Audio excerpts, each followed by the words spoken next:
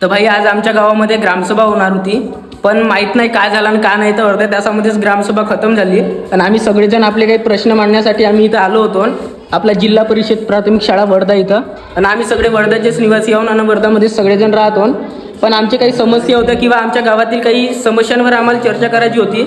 पण ग्रामसभामध्ये नाही का आम्हाला म्हणजे याच्या पहिलेच अर्ध्या तासामध्येच ग्रामसभा खतम करण्यात आली.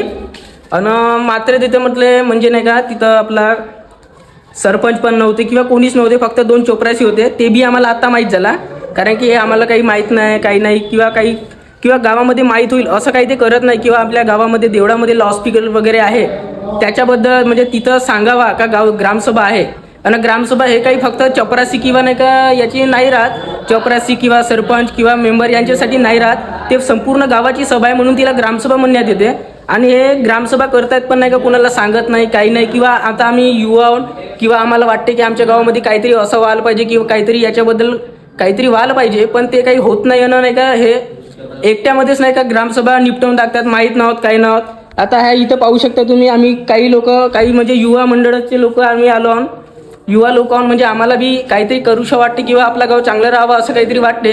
आणि त्याच्याबद्दलच आम्ही काही प्रश्न विचारण्यासाठी आम्ही इथं आलो.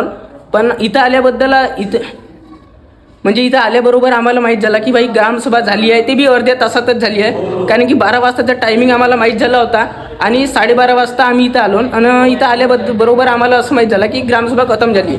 म्हणजे आता तुम्ही पाहू शकता की आपल्या ग्रामपंचायतमध्ये कशा पद्धतीनं कारभार चालू होत आहे किंवा का होत आहे. तर